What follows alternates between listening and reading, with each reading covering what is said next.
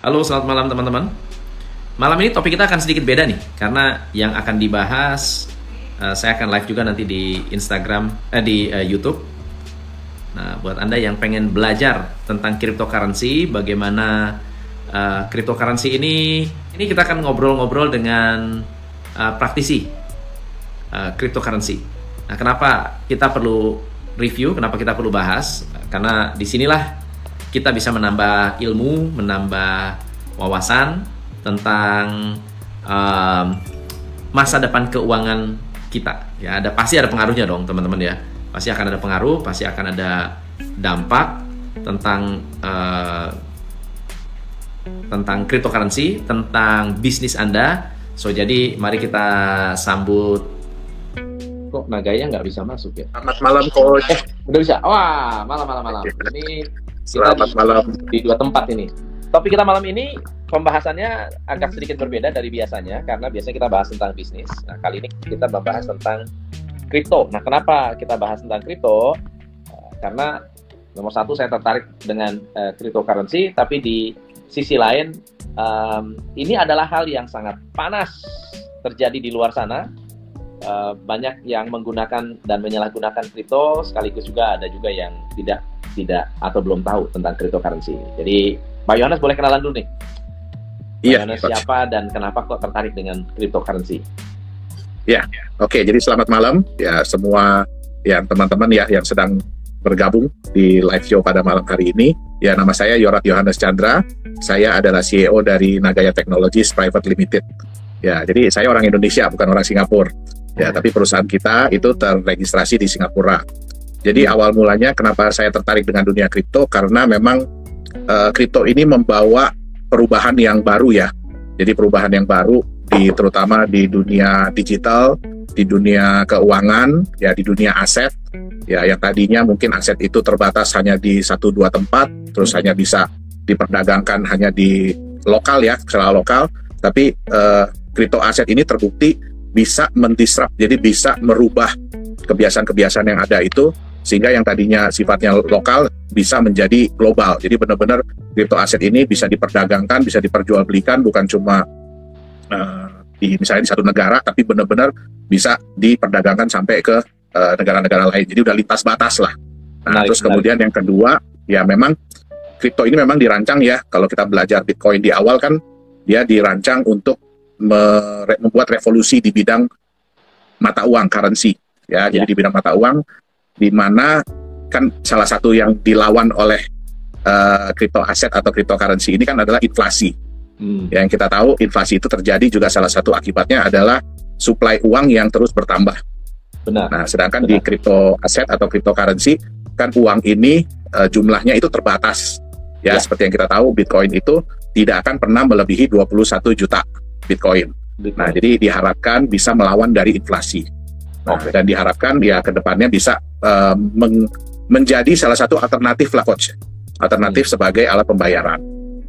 Kalau misalnya kita berbicara tentang cryptocurrency, Bitcoin dan shitcoin lainnya, kenapa teman-teman harus mengerti? Kira-kira kenapa harus dipahami? Kenapa harus dipelajari?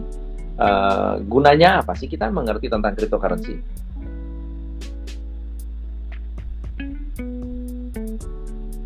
Sorry, Coach. Ini kenapa kita mesti ngerti ya? Buat apa teman-teman tuh mengerti tentang cryptocurrency? Ada manfaatnya nggak sih? Jadi gini, sebenarnya cryptocurrency atau crypto aset itu bisa menjadi salah satu alternatif aset ya, terutama aset masa depan. Ya, tapi ya kenapa kita perlu paham? Karena banyak sekali informasi-informasi yang beredar atau rumor-rumor yang berkembang ataupun edukasi-edukasi yang kurang tepat mengenai cryptocurrency atau crypto aset ini. Dan yang seperti kita tahu, cryptocurrency dan crypto aset ini bukan sesuatu yang sulit untuk dibuat. Ya, jadi kita nggak bisa. Jadi gini, salah satu kelemahan dari cryptocurrency atau crypto aset ya dibanding dengan fiat money adalah fiat money itu yang membuat itu suatu badan yang jelas, lembaga itu yang jelas. Ya, mereka itu siapa, terus mereka di backup oleh apa, semua itu jelas. Sedangkan di cryptocurrency atau crypto aset ini banyak sekali aset-aset atau kripto-kripto yang nggak jelas ini yang buatnya siapa. Terus kegunaannya untuk apa ya? Mungkin sekarang lagi banyak malahan yang istilahnya mereka dengan jelas menyatakan bahwa mereka itu adalah meme coin gitu loh ya. Jadi mereka bilang bahwa meme, mereka udah jelas-jelas menyatakan gitu loh. Menyatakan main-main lah ya. Betul. Nah, tapi karena kekurangtahuan dari market ya kan, karena market kan cuma melihat hype aja. Ya kan, hype, FOMO. Nah, terus kemudian ya mereka berharap bahwa mereka bisa ikut dalam kereta pada saat harganya lagi bagus gitu loh. Nah, tapi kalau kita melihat, mungkin coach bisa juga search di coinmarketcap.com bahwa banyak sekali aset-aset kripto ini, koin-koin kripto ini yang berakhir naas gitu loh. Jadi malah akhirnya nggak ada nilainya lagi ke depannya gitu loh. Jadi sangat penting buat kita ya, terutama kalau kita trader ya, kalau kita trader sih menyenangkan ya bermain di sebuah aset yang seperti ini, apalagi volatilitasnya kan tinggi banget.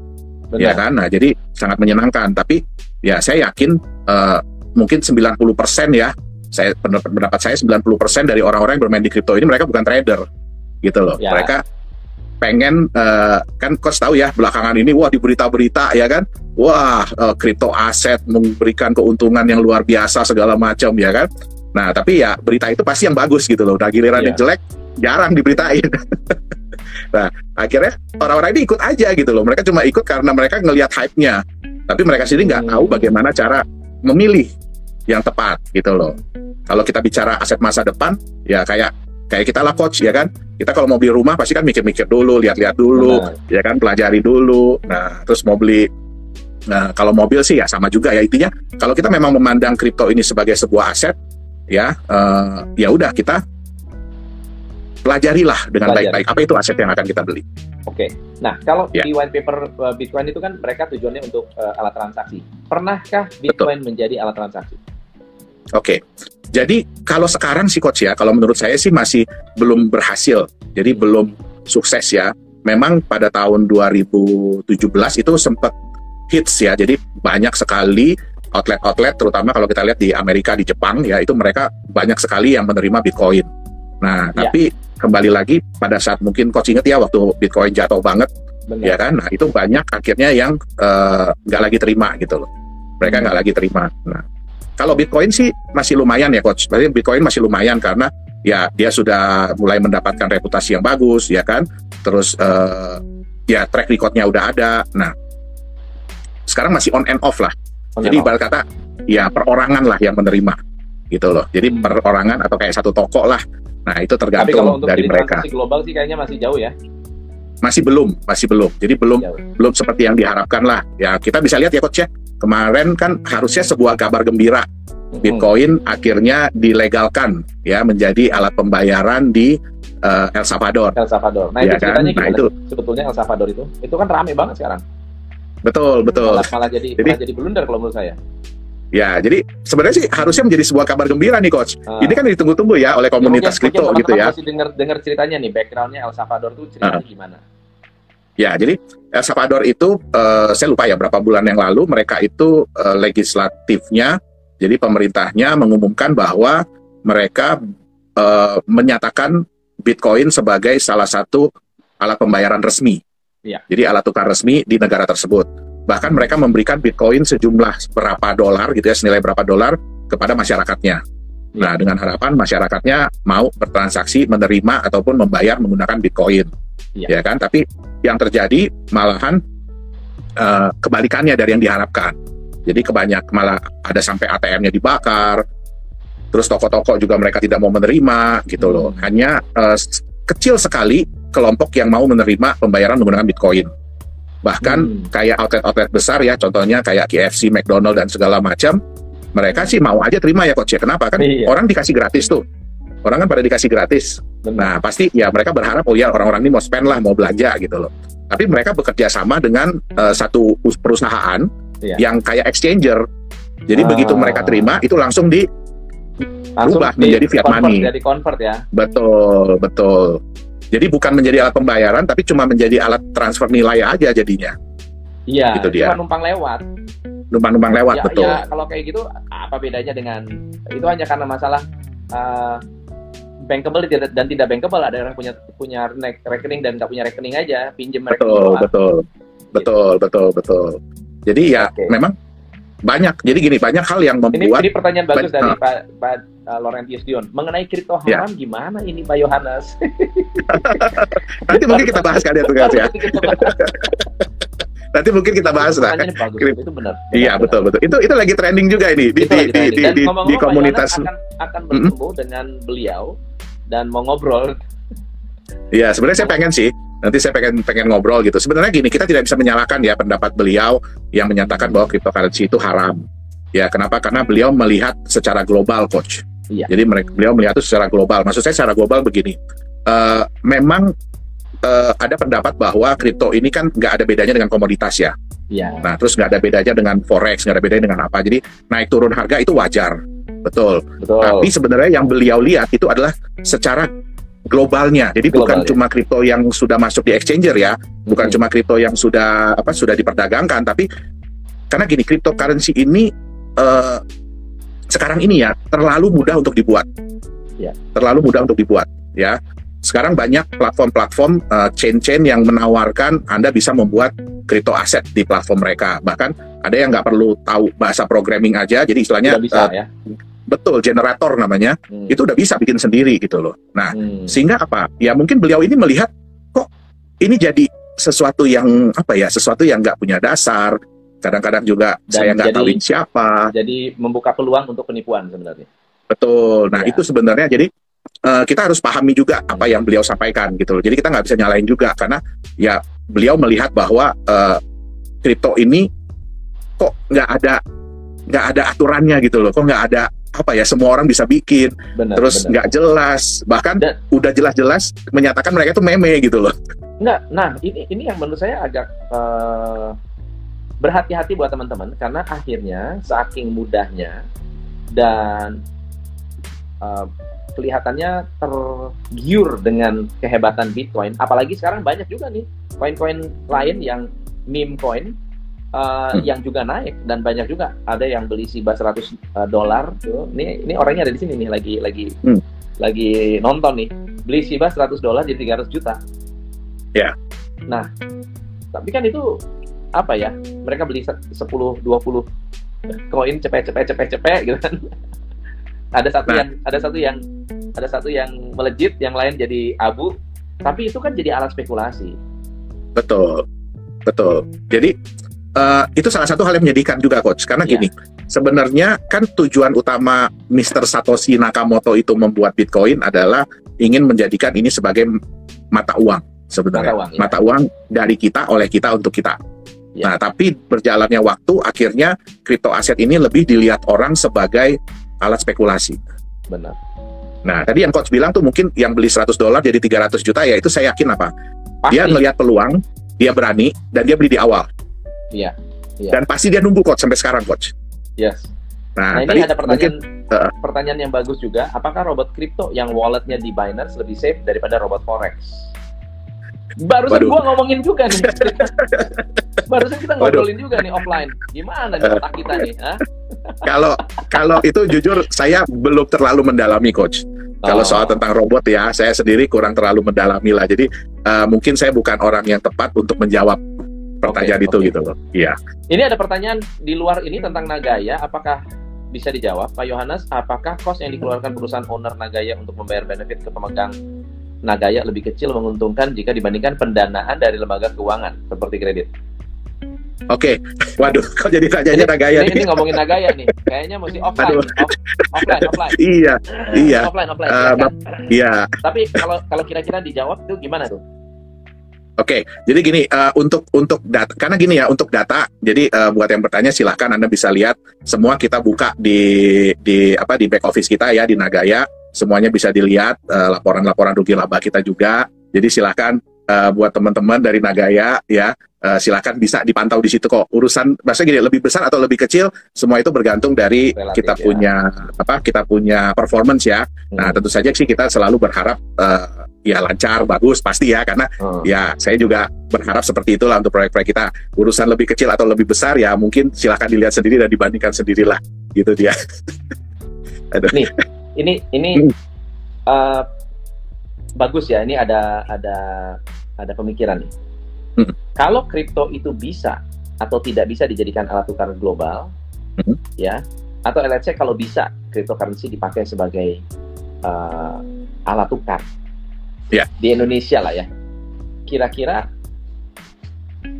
gimana caranya supaya bisa nyaman? Oke, jadi gini Coach, kita harus pahami dulu sebenarnya alasan kenapa orang-orang itu tidak berani untuk menerima cryptocurrency. Kenapa tidak berani? Karena kenapa? Kan kita harus pelajari dulu ya, kenapa sih orang berat ya, maksudnya nggak mau untuk terima cryptocurrency. Yang pertama, yang pasti adalah karena fluktuasi harga. Ya, kita bisa lihat yang tadi Coach baru sebut ya, itu kemarin dalam waktu 2 jam drop sampai 33%. Exactly. Ya, walaupun naik lagi, itu juga walaupun sama Dogecoin betul, juga sama. Betul, walaupun naik lagi.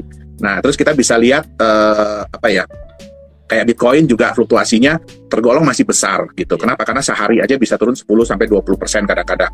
Nah, kita harus paham gini, orang-orang ini yang menerima kripto aset ini, mereka adalah pedagang. Mereka adalah pedagang. Mereka itu memiliki kewajiban. Mereka memiliki kewajiban untuk membayar mungkin pihak ketiga nih. Ya, benar. Jadi kalau saya punya supplier, saya harus bayar, dan belum tentu supplier ini mau dibayar menggunakan kripto juga. Mungkin mereka mintanya fiat money. Nah, saya punya kekhawatiran seperti ini. Contoh, kalau misalnya Coach Tom nih, pedagang ya. Nah, Coach Tom udah pasang harga $10. Nah, harga Bitcoin misalkan 600 juta. Nah, kalau saya bilang gini, saya mau Coach Tom terima di harga 600 juta nih Bitcoin. Tapi Coach Tom tentu khawatir dong. Khawatirnya gimana? Waduh, ini resiko ada di saya nih kalau saya terima 600 juta. Nah, Coach Tom bilang, ya udah, saya mau terima Bitcoin kamu, tapi saya hargain 500 juta satu Bitcoin. Ya pasti saya juga nggak mau dong. Rugi kan saya gitu loh. Benar. Nah, jadi fluktuasi harga ini yang benar-benar menjadi beban. Bukan likuiditasnya. Kalau kita bicara Bitcoin, likuiditasnya udah sangat bagus. Gitu loh. Tapi fluktuasi harga ini yang masih membuat orang-orang belum yakin mau terima. Apalagi kalau mereka punya kewajiban ke pihak ketiga. Betul. Gitu loh. Jadi sebetulnya ya Bitcoin is like another US dollars atau euro. Selama kita masih pakai rupiah, kita nggak akan bisa meyakinkan bahwa harga tidak akan terjadi fluktuasi. Kayak dulu tiba-tiba dolar 2.500 jadi 16.000, siapa yang nyangka? Betul nggak? Dan itu merugikan banyak perusahaan, banyak orang. Betul. Pertanyaan kita kan sekarang, ngapain kita bahas? Kalau misalnya memang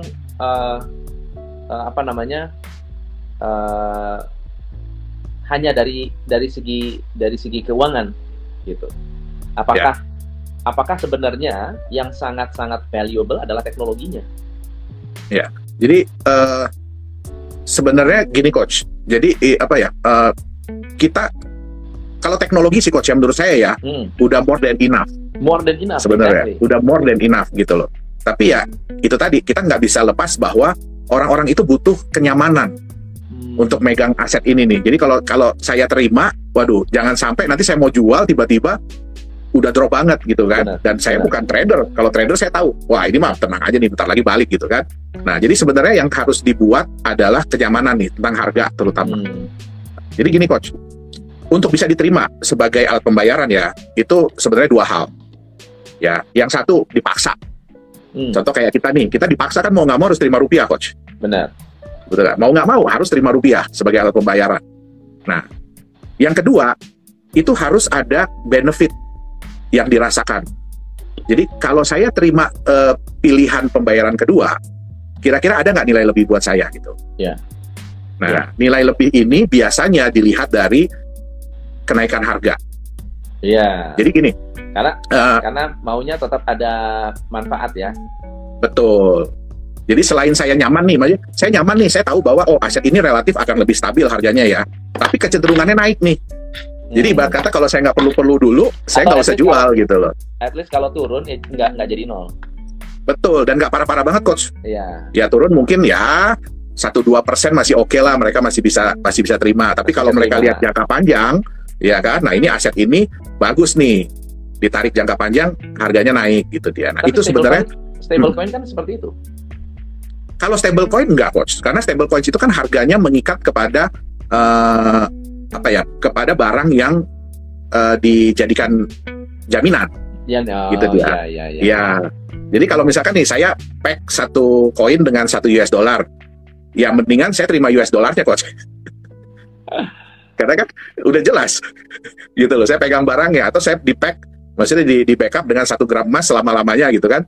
Mendingan saya terima emasnya aja, Anda bayar saya pakai emasnya aja deh sekalian gitu loh. Ya, Nah, jadi betul.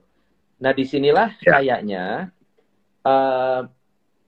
teman-teman juga harus melihat dan harus lebih lebih jeli juga bahwa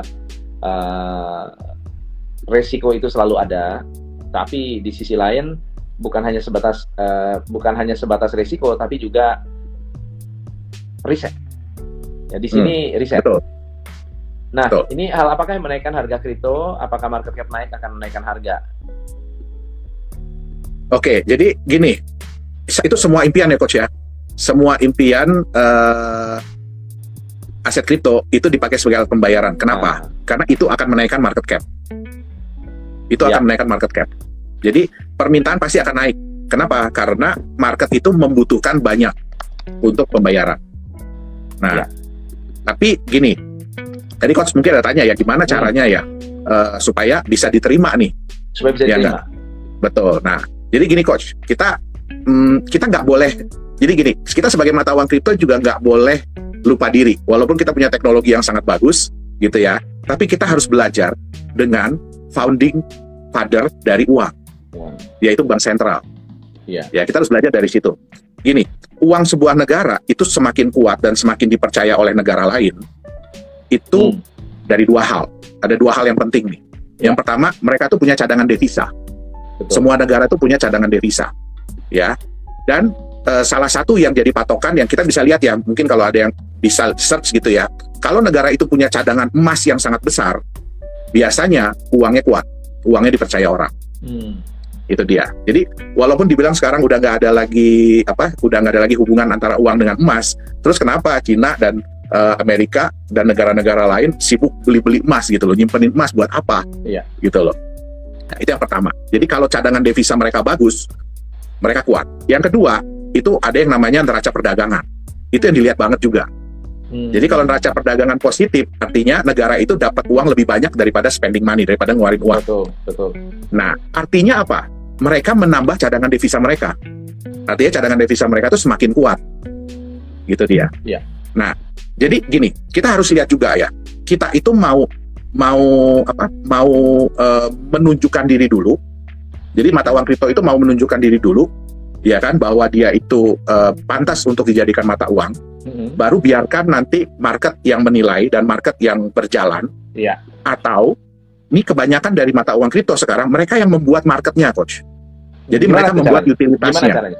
Karena ini menarik sekali buat teman-teman yang melakukan investasi, karena mereka ciptakan market dan akhirnya membuat kayak Dogecoin yang nggak sangka-sangka ya. Nah, jadi kalau Dogecoin sebenarnya mereka tidak menciptakan market dulu, coach. Ya, awalnya sejalan dengan waktu. Main-main kan. Betul, sejalan dengan waktu, ya kan. Akhirnya orang mulai menerima seperti Bitcoin sebenarnya. Jadi Bitcoin itu tidak menciptakan utilitas dia dulu, tidak. Gitu dia menciptakan performance dulu. Dia menciptakan kepercayaan orang dulu sehingga akhirnya dipakai utilitas. Nah, kalau kita bicara Bitcoin, Ethereum, Litecoin, Doge, itu sebenarnya ya mereka tergolong yang sukses ya. Tapi kan sekarang banyak sekali yang ingin mengikuti langkah nih. Benar. Dan banyak yang fail. Nah, apa yang mereka lakukan? Biasanya mereka itu membuat dulu utilitasnya. Jadi mereka bikin dulu utilitasnya, contohnya exchanger nih. Mereka bikin dulu utilitasnya, ya kan? Nanti baru mereka keluarin koinnya. Utilitas itu kegunaan ya, teman-teman ya. Kegunaan tempatnya dulu nih, platformnya dulu nih, di mana nanti orang bisa pakai.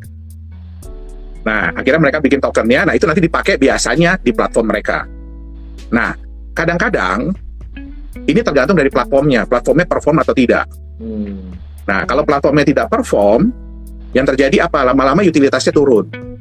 Lama-lama market cap-nya pasti turun, karena orang udah nggak butuh lagi. Jadi, contoh gini, sekarang ini sayangnya ya, banyak kripto aset ini yang akhirnya jadi voucher.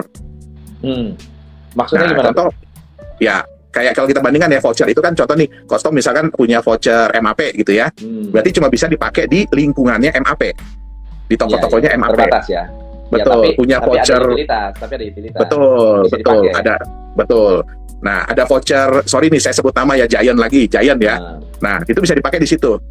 Nah, tapi bagaimana kalau tempatnya hilang, coach?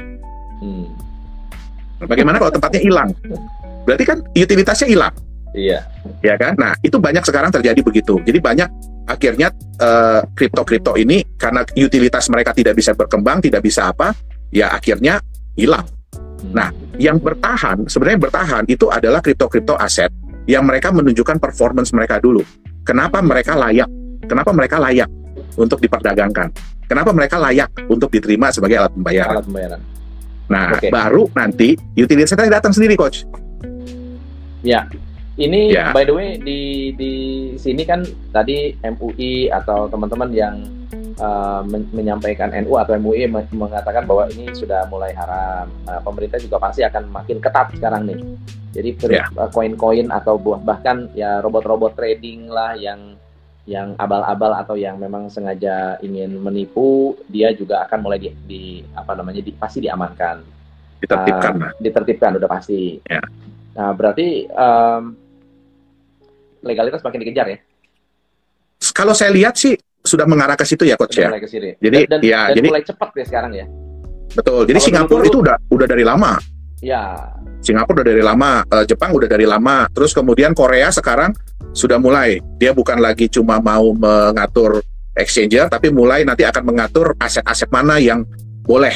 Oke. Yang boleh benar-benar diperdagangkan, yang boleh benar-benar masuk ke market di Korea. Nah, di Indonesia juga mungkin kan kita udah dengar ya akan ada exchanger yang maksudnya pemerintah yang buat, dan itu kan mereka bilang bahwa mereka akan mengutamakan kripto-kripto yang memiliki fundamental yang benar, yang benar gitu loh. Jadi saya rasa sih kedepannya akan ke arahnya ke sana.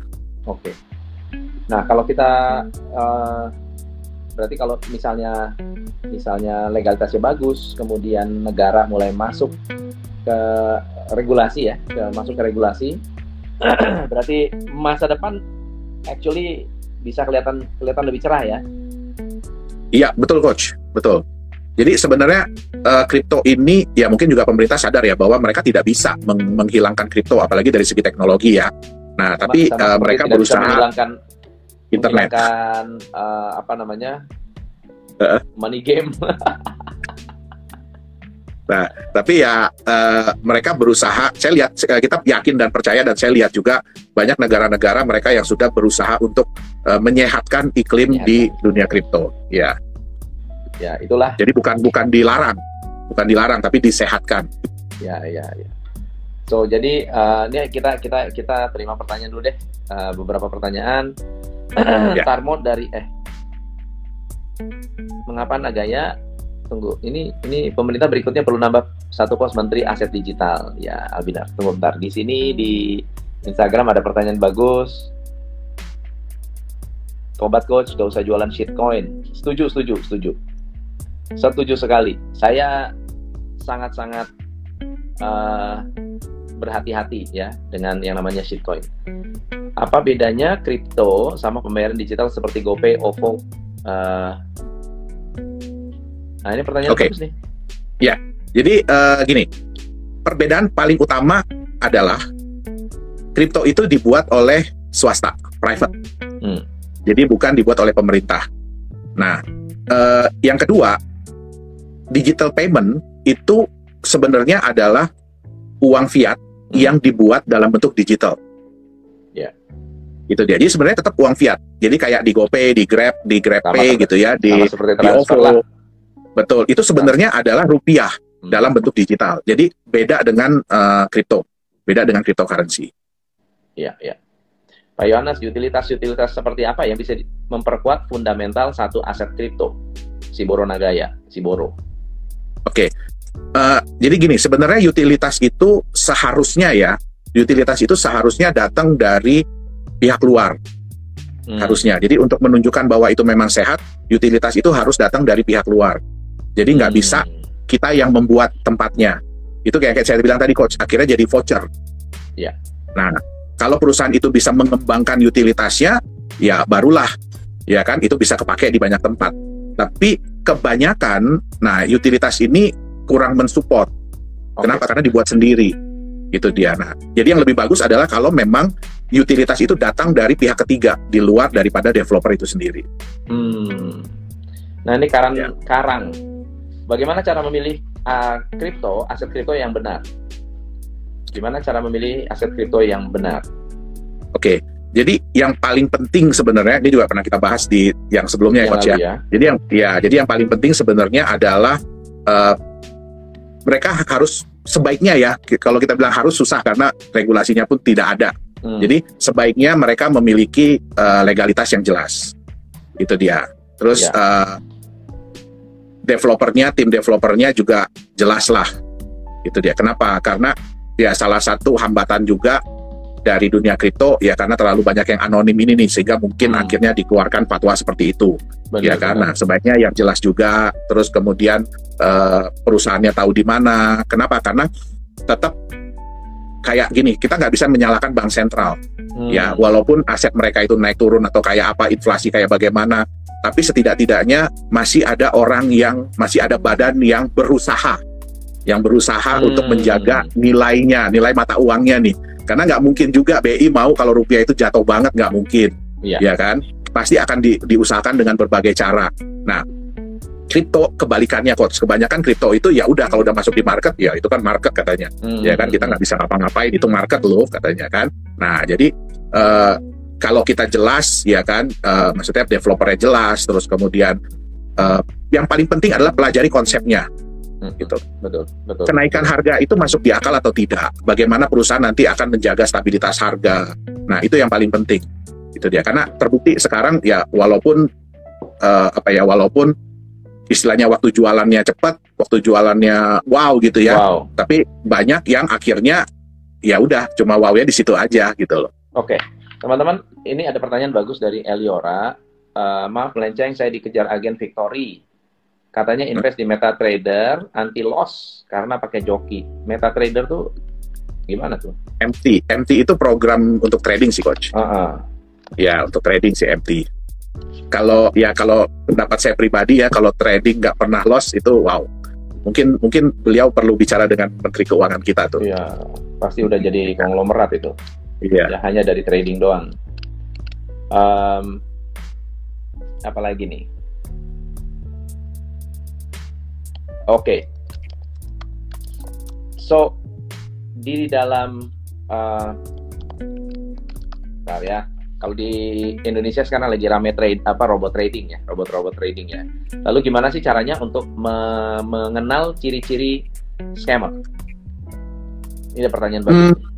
Gimana cara mengenal ciri-ciri scam? Yang tentang robot trading nih, Coach. Nggak hanya robot trading, karena ada juga banyak yang mengaku cryptocurrency, tapi juga ada yang melakukan penipuan dengan cara ya pada dasarnya money game. Actually money game. Dia nggak hanya ada aja robot trading yang MLM. Udah robot trading MLM. Kemudian menangnya 90%. Lalu kemudian orang merasa ini udah keren banget, wah pembelaannya juga luar biasa. Ternyata scam. Belum lama ini ada beberapa juga. Ciri-cirinya apa sih kalau scam itu? Ini yang saya tahu ya, Coach ya. Ya, ini menurut pendapat saya yang saya tahu ya. Jadi yang paling penting mungkin kalau untuk trading ya, itu kita harus lihat sebenarnya di mana sih kita trading. Maksudnya pada perusahaan apa gitu loh. Nah, sekarang kan sudah banyak di Google kan sudah banyak ya, maksudnya kita bisa search sebenarnya misalkan mereka kasih alamat ini gitu ya, mereka kasih alamat A gitu. Nah, terus kemudian begitu dicek, oh ternyata ini virtual office. Jadi satu gedung itu bisa isinya beberapa perusahaan. Bukan satu gedung malah, kadang-kadang satu ruangan kantor nih, karena kadang-kadang ada kantor ini di ruangan ini gitu kan. Nah, itu tiba-tiba munculnya banyak gitu kan. Nah, terus ya kalau mungkin punya temen atau punya kerabat atau punya apa yang kenalan yang tinggal di daerah situ, ya cobalah suruh mereka ngecek bener gak. Karena kalau broker itu nggak mungkin nggak ada orangnya, Coach. Nggak mungkin gitu loh, nggak mungkin nggak ada orangnya, ya kan.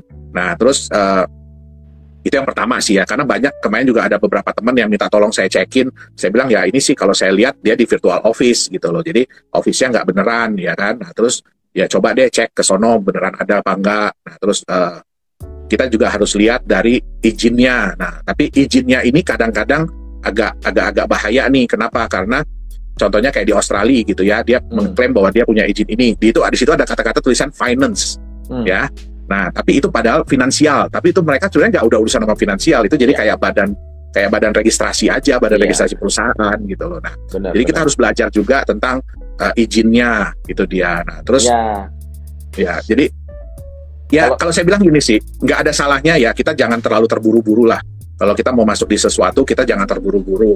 Kita pelajari dulu sistemnya, kita pelajari dulu untung ruginya, kita pelajari dulu. Yang paling penting gini, kita harus paham dulu apa resikonya. Benar. Kalau untung semua orang bisa terima, coach.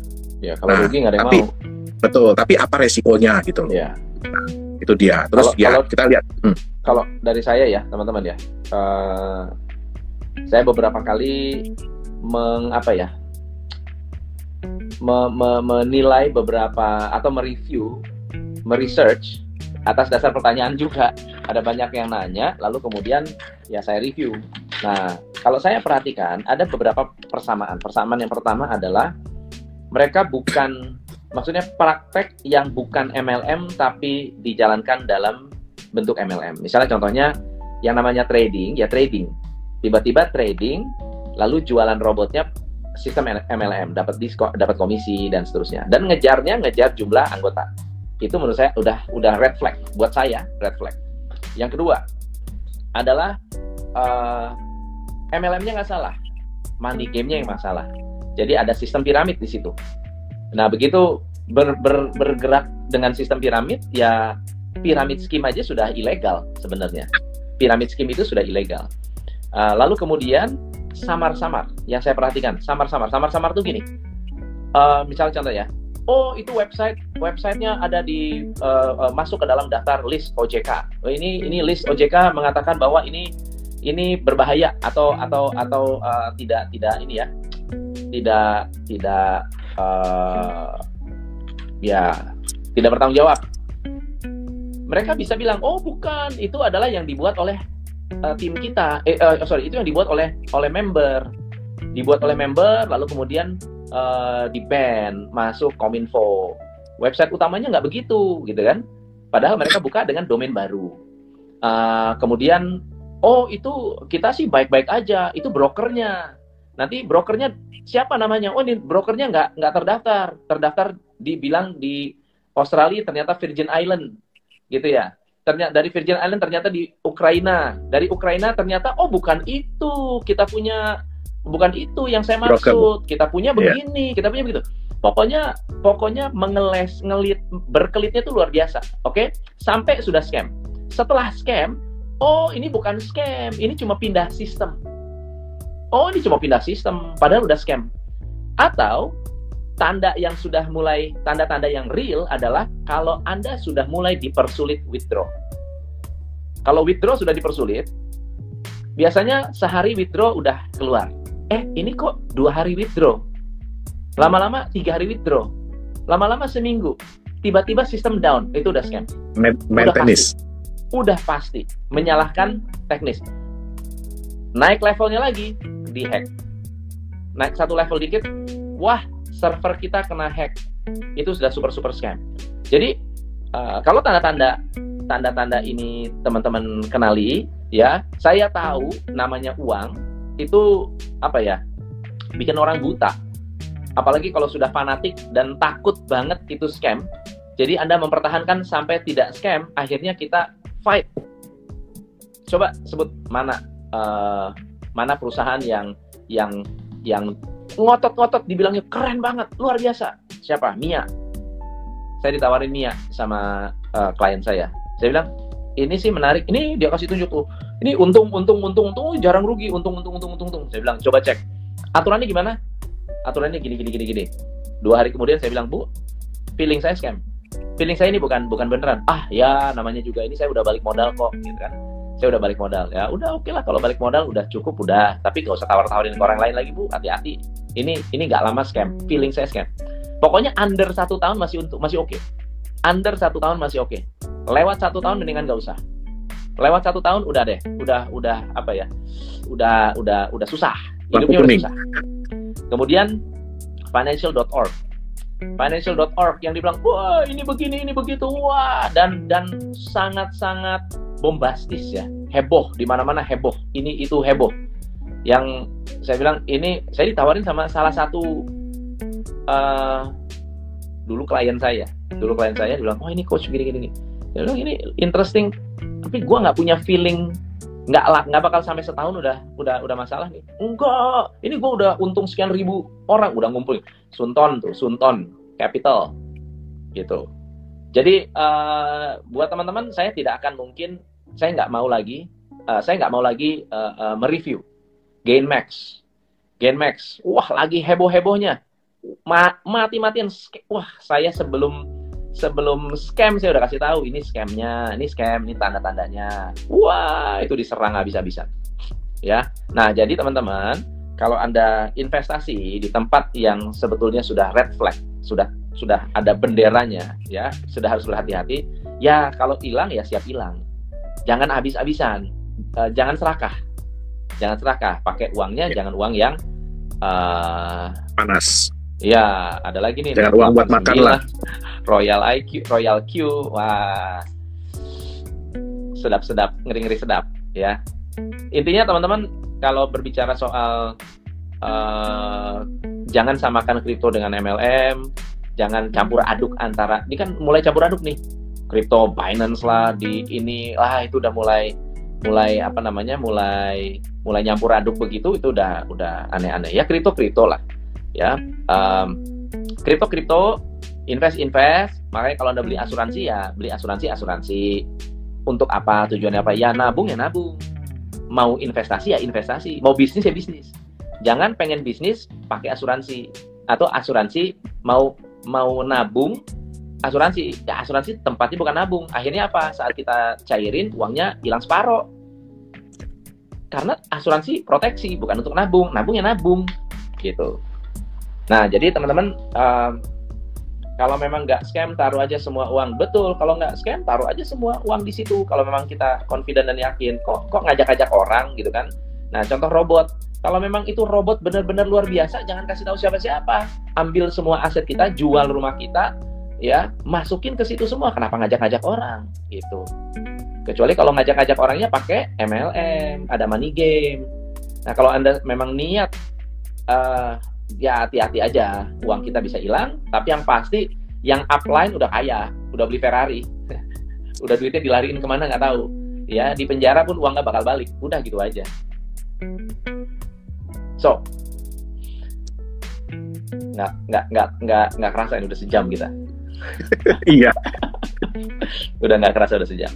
By the way teman-teman, buat Anda yang hari ini hadir, saya ada kenapa robotnya dijual? Iya benar.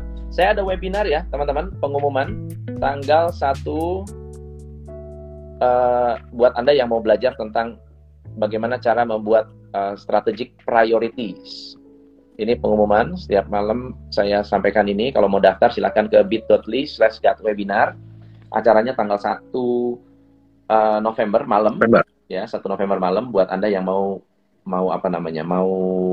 belajar cara bikin business plan. Ya, ini tapi bukan business plan ya, tapi kita mau menentukan gimana sih cara menentukan prioritas kita dalam bisnis. Ya, gimana cara kita menentukan prioritas? Buat Anda yang di YouTube, silakan ke bit.ly/webinar. Pak Yohanes, ada pesan-pesan buat teman-teman yang hari ini memikirkan untuk investasi cryptocurrency? Ya, oke. Jadi memang gini ya. Jadi dunia kripto ini kalau saya bilang bahkan lebih kejam, Coach.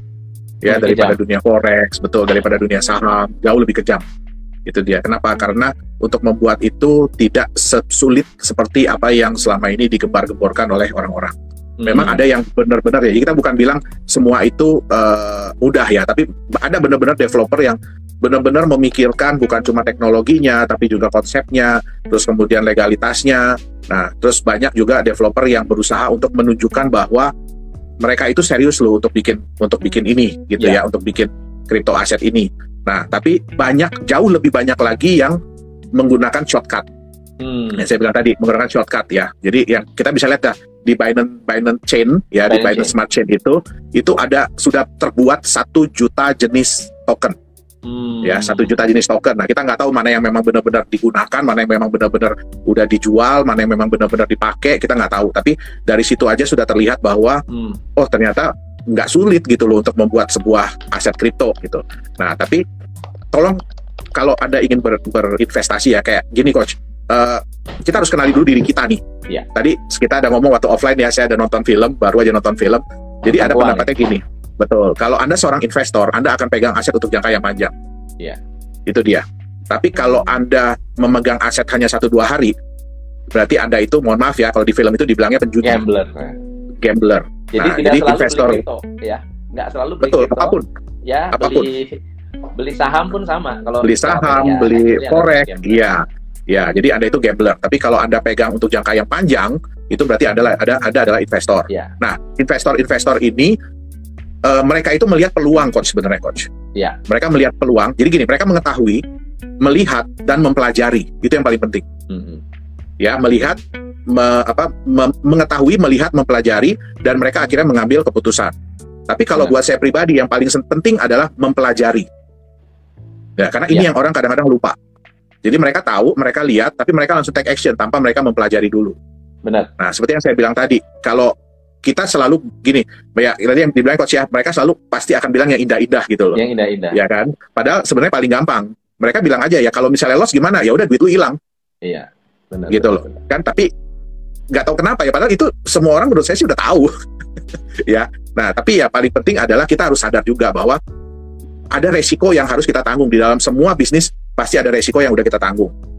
Nah, tapi kita harus tahu developer, terutama developer kripto ya, mereka itu ada nggak sih usaha mereka atau apa sih yang dijadikan jaminan oleh mereka untuk menjaga supaya jangan sampai resiko itu 100%. Sampai 100%. Ya. Ya, nah jadi kalau menurut saya ya kalau memang mata uang itu kripto itu mau dijadikan mata uang, dan itu memang jujur ya, itu semua impian semua developer kripto. Itu dia, impian semua developer kripto. Kenapa? Karena begitu benar-benar menjadi sebuah mata uang sebagai alat pembayaran, itu market cap pasti akan tumbuh. Betul. Nah, betul. Tapi kita harus sadar juga bahwa itu butuh proses, itu butuh waktu. Kita butuh pembuktian nih. Aset kripto ini perlu pembuktian sebelum akhirnya dipakai oleh orang-orang lain. Nah, kita pelajari konsepnya. Konsepnya itu memungkinkan nggak aset kripto ini bisa menjadi mata uang? Kita pelajari konsepnya. Bukan cuma teknologi, karena kalau teknologi sih saya rasa ya kita sudah jauh lebih cukup. Untuk teknologi blockchain kita ini udah jauh lebih cukup gitu loh, udah berkembang banyak, udah berkembang sekali. Tinggal bagaimana konsepnya sebenarnya, bagaimana konsepnya bisa nggak mengarah ke situ. Jadi ya mudah-mudahan jangan kayak yang tadi Coach, udahlah kita beli 10 sedikit, siapa tahu satu menang gitu kan. Nah, padahal yang tadi kan di Binance Smart Chain aja udah ada 1 juta gitu kan. Iya. Nah, jadi ya bayangkanlah kalau Anda memang ingin aset kripto ini sebagai aset masa depan, ya kan, sebagai sebuah investasi yang jangka panjang, ya lakukanlah seperti Anda beli rumah. Anda pelajari dulu rumahnya, lingkungannya, terus bagaimana perkembangan daerahnya. Nah, jadi pelajari seperti itu supaya Anda ya jangan sampai salah langkah gitu loh. Ya. Kita beli rumah juga kan belum tentu semua untung, Coach. Gitu loh. Ya, tapi itu setuju banget sih itu. Setuju banget. Iya. Tapi nggak mungkin loss 100%. Benar. Nah, gitu. Nah, jadi aset itu ya kita harus pelajari. Oke, kalau saya untungnya bisa bagaimana, tapi kalau saya rugi, bagaimana kerugian itu bisa diminimalisir. Iya. Itu dia. Benar. Iya. Ya, saya rasa teman-teman bisa membaca ya betapa ya hari ini kita membahas ini ya tujuannya bukan untuk nakut-nakutin, juga bukan untuk jualan. Nggak ada yang dijual juga kan, kecuali saya jualan webinar. Webinar ini gratis teman-teman. Nah jadi tapi yang paling kritikal buat teman-teman adalah jadilah orang yang jeli ya dalam segala hal. Jeli untuk menilai apa yang akan Anda investasikan atau yang akan Anda beli. Kenapa kita bahas ini? Saya undang Pak Yohanes karena ya belakangan marak banget tentang kripto yang ternyata MLM atau money game, yang saya pikir ini mesti orang yang tepat nih yang kita bahas. Kita kalau waktu di YouTube kita ngomongin soal ini ya, soal mining ya. Wah itu seru banget tuh, seru banget. Jadi masyarakat harus cerdas teman-teman. Ya tujuan kita lihat itikat baiknya, Makanya tadi kita nggak mau juga menyebut brand kecuali yang sudah jelas-jelas scam. Kembali ke tangan Anda, uangnya uang kalian juga kan. Ya, walaupun seperti itu, selama bisa kalau bisa mempertanggungjawabkan dan bukan uang yang hasil pinjaman atau uang anak sekolah yang harus dipakai, wah itu hati-hati gitu. Thank you Pak Yohanes, thank you banget nih Coach, kita yang berterima kasih juga udah diundang lagi, kita sharing lagi. Next time kalau diundang mau ya. Siap. Oke. Thank you teman-teman. Pak Yohanes, CEO Nagaya yang sudah sharing begitu banyak hal yang keren hari ini. Dan sekali lagi buat Anda yang ingin bergabung di webinar, daftar ke bit.ly/webinar, akan membahas tentang bagaimana cara membuat prioritas di dalam bisnis Anda. Oke? Thank you. Sampai ketemu. Terima kasih banyak Coach, teman-teman semua. Teman-teman luar biasa. Thank you. Thank you. Bye-bye. See you.